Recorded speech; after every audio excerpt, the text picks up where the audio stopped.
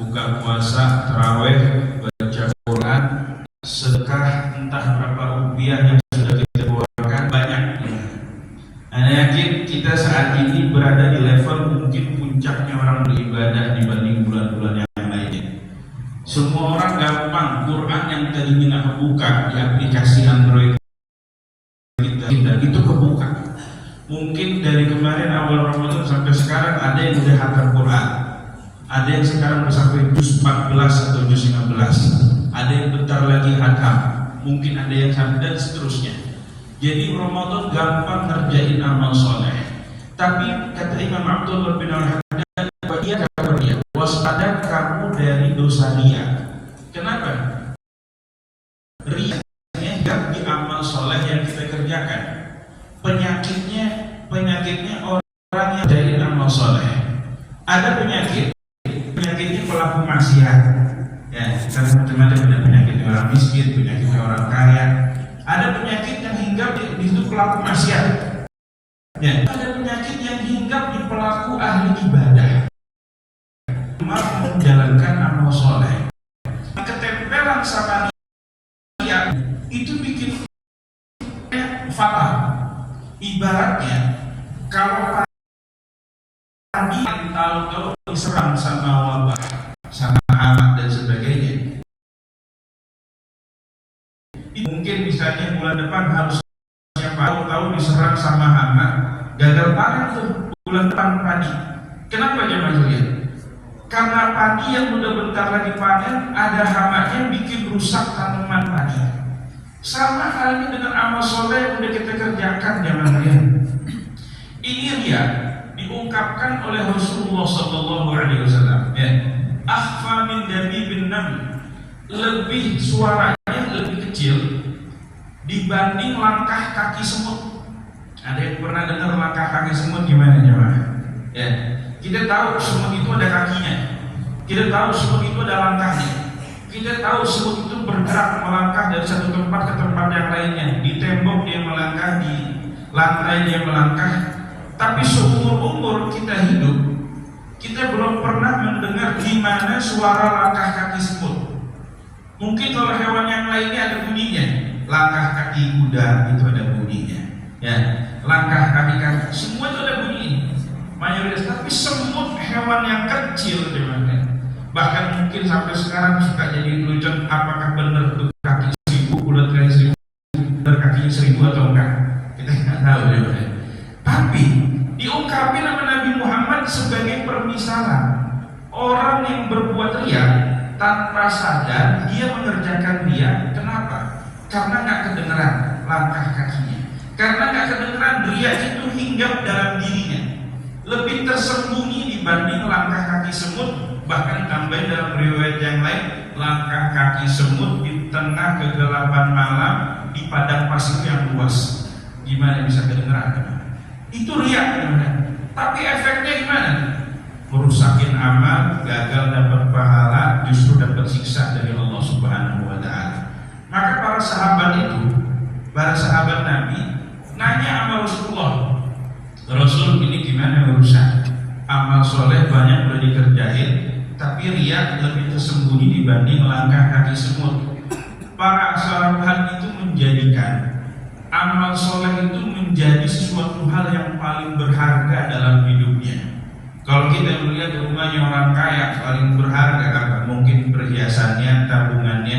Lihat dari rumahnya aja, mungkin pagarnya tinggi, ada CCTV-nya, mungkin juga situ ada anjing elder yang menjaganya, tambah security.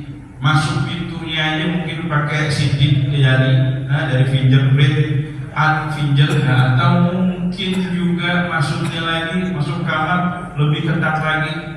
Barang berharganya disimpan dalam lemari, lemarinya ada berangkasnya ada passwordnya. Kenapa? Berharga menurut dia. Dia jaga barang berharganya jangan sampai rusak, jangan sampai hilang. Kenapa? Karena yang dianggap berharga adalah perhiasan dan uangnya. Tapi sahabat ini menganggap paling berharga dalam hidupnya ialah amal soleh yang dia kerjakan. Makanya dia menjaga merawat amal soleh. Gimana caranya biar amal soleh ini bisa dibawa membuahkan panen hasil di akhirat? Makanya sahabat nanya, gimana Rasul biar bebas dari riya? Ini udah khawatir nih, amal soleh udah banyak dikerjain, mungkin sama kayak kita nih. Kalau kita ukur-ukur kayaknya kita calon penghuni surga nih. Kenapa namanya? Siangnya puasa, malamnya tarawih, sedekahnya nggak lepas, nggak boleh lihat kotak amal sedikit dimasukin, ya, nggak boleh lihat virus di depan sedikit, betul ikhlas ditransferin, apalagi ngaji Quran, wah, pokoknya tuh bentar-bentar nggak boleh ngomong sedikit ngaji Quran, kadang tidur juga, nilainya pahala. Artinya kalau diukur-ukur mungkin wah kayaknya jangan menghuni surga. Kalau mati sekarang bakal disambut bidadari, mungkin udah kebayang begitu. Tapi waspada, kenapa? Kalau sampai kita ngerjain itu semuanya kehinggap sama penyakit riya, rusak itu amal soleh semuanya. Makanya sahabat nanya, gimana ya Rasul biar terbebas dari riya? Kata Rasulullah SAW, beliau menganjurkan, merekomendasikan kepada kita ada zikir yang dibaca. Zikir ini kalau biasa baca wirdul latif, zikir pagi dan petang Imam Haddad itu ada. Apa kata Rasulullah SAW? Allahumma inna na'udzubika an nusyrika bika syai'an na'lamu wa nastaghfiruka lima la na'lamu. Allahumma inna na'udzubika an nusyrika bika syai'an na'lamu wa nastaghfiruka lima la na'lamu. Dan kami itu doa dari Rasulullah SAW, ya Allah, aku minta perlindungan kepadamu dari berbuat kemusyrikan berdasarkan pengetahuan, berdasarkan kesadaran, dan kami minta ampunan kepadamu tatkala kami berbuat kemusyrikan sementara kami tidak menyadarinya dan kami tidak mengetahuinya. Itu dibaca, dianjurin pagi 3, sore 3 untuk menghindarkan dari riya. Salah satu bentuk ikhtiarnya baca zikir tersebut. Kenapa sampai levelannya bahasanya musyrik? Karena di dalam kesempatan yang lain Rasulullah SAW menjelaskan bahwa riya ini asyirkul asghar, musyrik kecil-kecilan, ya, musyrik versi mini, ya. Kalau musyrik yang besar, jemaah, itu menyekutukan Allah, dia nggak beriman pada Allah. Orang yang kayak begitu kalau mati gak bakal dapat ampunan. Itu musyrik yang besar. Adanya Tuhan selain Allah atau mengakui Tuhan selain Allah, musyrik yang besar. Ada musyrik yang kecil-kecilan. Musyrik yang kecil-kecilan inilah yang disamain sama Rasulullah SAW dengan riya. Kenapa? Karena pelaku riya itu dia sholat, pelaku riya itu dia ngaji, baca Quran, pelaku riya itu dia sedekah juga. Nah, idealnya di ngaji, sholat, baca Quran, semua praktek ibadah yang dikerjakan oleh seseorang, idealnya dia mengerjakan dalam rangka mendekatkan diri pada Allah Subhanahu wa Ta'ala, dalam rangka mendapatkan kecintaan Allah, mendapatkan keridhaan Allah Subhanahu wa Ta'ala. Itu idealnya. Tapi kalau pelaku riya itu diduain, Allah diduain dengan praktek amal ibadah yang dikerjakannya. Kenapa dia sedekah? Supaya dia diakui di masyarakatnya sebagai dermawan, sebagai donatur. Kenapa dia ngaji Quran? Kenapa dia senang? Supaya orang-orang tahu bahwa dia qari. Kalau dia ngaji jadi imam, jadi suaranya paling cakep, ya, paling indah. Giliran sholat sendirian, bacanya asal-asalan. Di hadapan khalayak dia rapi, suaranya dibagusin, biar jamaah senang, biar jamaah betah, biar jamaah suka. Dia ngaji itu jadi imam dan masalah kayak begitu. Idealnya orang beribadah, tujuannya ridhonya Allah, supaya mendekatkan diri pada Allah. Tapi pelaku riya, amal ibadahnya diduain, ada tujuannya, ya, kemudian diduain lagi sama yang lainnya. Mungkin bahannya dibungkus-bungkus seolah-olah karena Allah, bahkan karena Allah itu nomor sekian. Yang utamanya, yang penting apa? Sambutan dari jamaah, pujian, sanjungan dan sebagainya. Ini teman-teman makanya diungkapkan bahwa riya ini syirik kecil-kecilan, musyrik versi kecilnya, musyrik versi kecil. Na'udzubillah sama na'udzubillah. Nah, kita ini semuanya terancam ya, di bulan suci Ramadan. Kalau amal ibadah udah nggak diraguin lagi, jamaah zuhur betul ikhlas udah banyak dah, ngajinya, sholatnya, sedekahnya. tinggal kita rawat sesuatu hal yang paling amat berharga dalam hidup kita, yaitu amal soleh. Nih yang gak bakal ninggalin kita di saat orang mati, keluarganya ninggalin, hartanya apalagi ninggalin. Tinggal yang namanya di alam kuburnya ialah amal solehnya. Amal solehnya bagus, itu menjadi pendamping, mu'nisan fil qabri, menjadi sahabat setia mendampingi di dalam kuburnya. Tapi kalau amal soleh yang kelihatannya udah bagus dikerjakan, ternyata buruk, gagal menjadi amal soleh. Terakhir saya mau mengutip sebuah kisah salah seorang tabi'in, yang bernama Atha As-Salimi. Atha As-Salimi ini, jemaah sekalian, dia hari-harinya tukang jahit pakaian. Dia ngejahit pakaian yang bisa dijahit dijual ke toko di pasar. Jahit pakaian yang rapi dijual toko ke pasar sebagainya. Sampai suatu ketika beliau menjahit di Atha As-Salimi dengan jahitan yang bagus, rapi, sempurna lah, teliti, detail ya. Mungkin benar profesional ya jahitannya.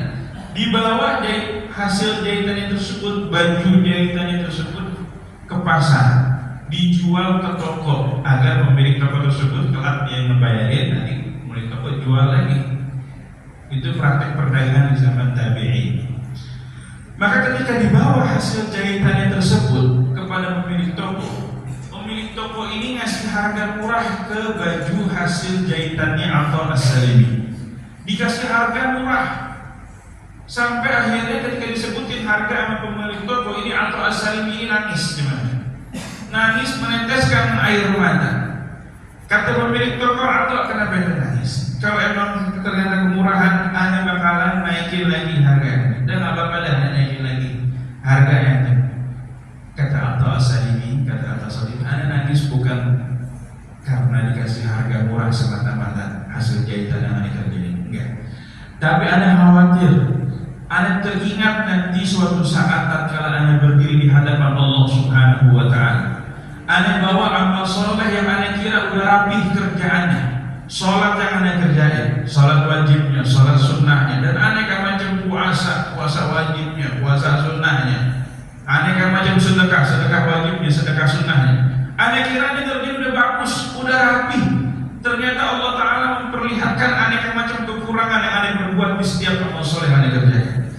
Disisipi kesombongan, disisipi riya, disisipi aneka macam iri, dengki dan sebagainya, sehingga Allah Ta'ala tampakkan aib sebagaimana engkau tampakkan aib hasil jahitanku yang aku kira jahitan ini udah bagus, udah sempurna, sementara engkau memiliki keahlian yang istimewa, bisa melihat mana jahitan yang bagus, mana jahitan yang buruk, sehingga dikasih harga murah. Aku khawatir dengan amal soleh yang aku kerjakan, yang aku kira sudah bagus, sempurna dan sebagainya, diperlihatkan nanti di hadapan Allah Subhanahu wa Ta'ala, dan Allah Maha detail, Allah Maha mengetahui akan setiap amal soleh yang dikerjakan hambanya, sampai akhirnya amal soleh itu tidak bernilai di sisi Allah Subhanahu wa Ta'ala. Aku teringat dengan mauqif tersebut, teringat dengan saat-saat momen tersebut. Inilah yang menjadi sebab Atha As-Salimi menangis, bukan semata-mata karena murahnya baju yang dijahitnya, tapi terbayang nanti di akhirat bagaimana pengadilan Allah Subhanahu wa Ta'ala dengan model amal ibadah yang kita kerjakan saat ini. Makanya jemaah sekalian, sampai saat ini dan seterusnya selamanya, gak ada orang yang bisa masuk surga karena ngandelin amal ibadahnya. Sampai saat ini gak ada satu orang pun yang bisa masuk surga karena ngandelin amal ibadahnya. Tapi orang masuk surga semata-mata karena belas kasih rahmat dari Allah Subhanahu wa Ta'ala, termasuk baginda Nabi Muhammad sallallahu alaihi wasallam. Beliau masuk surga itu karena besarnya cucuran rahmat dari Allah Subhanahu wa Ta'ala. Kalau kita ngandelin masuk surga karena puasa kita tahu bagaimana kadar puasa kita. Kalau kita ngandelin masuk surga karena salat kita tahu salat kita. Mungkin dari awal takbir udah kemana-mana pikirannya. Kalau kita tahu ngandelin sedekah kita karena masuk surga karena sedekah kita tahu sedekah kita banyakkan modusnya dibanding tulusnya. Makanya kita kerjakan amal soleh, kemudian kita minta sama Allah agar Allah mencucuri rahmat di setiap amal sholat yang kita kerjakan, sehingga dengan rahmatnya Allah, Allah berkenan menerima amal ibadah yang kita kerjakan, meskipun banyak banget kurangnya, meskipun banyak banget aibnya, banyak banget minusnya, tetapi rahmatnya Allah Subhanahu wa Ta'ala jauh lebih luas. Rahmati sabaqat ghadabi, kata Allah Subhanahu wa Ta'ala, rahmatku mendahului murkaku. Artinya apa? Allah pemarah, tapi juga Allah rahmat. Rahmatnya Allah lebih mendahului dibanding sifat murkanya Allah Subhanahu wa Ta'ala. Mudah-mudahan amal ibadah kita dirahmati oleh Allah Subhanahu wa Ta'ala, amal ibadah kita diterima oleh Allah Subhanahu wa Ta'ala, kita semuanya terhindar dari dosa riya. Allahumma ya man wafaqa ahlul khair lil khair, anhum alaihi wa fi'na Allahumma lil khair wa a'in alaihi, wa sallallahu ala abdika rasulika nabi ummi wa ala alihi wa sahbihi wasallam, walhamdulillahi rabbil alamin.